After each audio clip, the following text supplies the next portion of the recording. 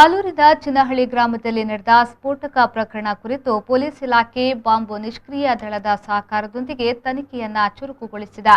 ಸ್ಫೋಟಗೊಂಡ ಸಮೀಪ ಕೆಲ ವರ್ಷಗಳಿಂದ ಒಂದೇ ಸ್ಥಳದಲ್ಲಿ ನಿಂತಿದ್ದ ಲಾರಿಯೊಂದರಲ್ಲಿ 130 ಡೆಟೋನೇಟರ್ಸ್, 15 ಚೀಲ ಜೆಲ್, ಉಪ್ಪು ಹಾಗೂ 75 ಜಿಲೆಟಿನ್ ದೊರಕಿದೆ. ನ್ಯಾಯಾಲಯದ ಅನುಮತಿ ಪಡೆದು ನಾಶಪಡಿಸಿ ನಂತರ ಮಾದರಿಯನ್ನ ಎಫ್ಎಸ್ಎಲ್ಗೆ ಕಳುಹಿಸಿಕೊಡಲಾಯಿತು ಎಂದು ಸಹಾಯಕ ಪೊಲೀಸ್ ಅಧೀಕ್ಷಕಿ ನಂದಿನಿ ತಿಳಿಸಿದ್ದಾರೆ.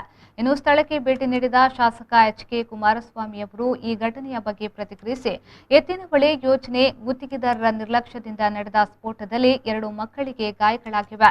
ಗಾಯಾಳುಗಳು ಮತ್ತು ಕುಟುಂಬದ ನಿರ್ವಹಣೆಯನ್ನ ಸರ್ಕಾರ ಮತ್ತು ಗುತ್ತಿಗೆದಾರರು ಹೊರಬೇಕು ಎಂದು ಹೇಳಿದರು. ಸ್ಥಳಕ್ಕೆ ಉಪವಿಭಾಗಾಧಿಕಾರಿ Girish Nandan, DYSP Gopi, police inspector BJ Kumar, taluk ಪಂಚಾಯತ್ನ ನಿರ್ವಹಣಾಧಿಕಾರಿ ಎಚ್.ಕೆ. ಸತೀಶ್, ಎಪಿಎಂಸಿ ನಿರ್ದೇಶಕ ಕೆಎಸ್ ಮಂಜೇಗೌಡ ಹಾಜರಿದ್ದರು. ಯೋಗೇಶ್ ಬಿಜೆ, ವಿ4 ನ್ಯೂಸ್, ಹಾಸನ.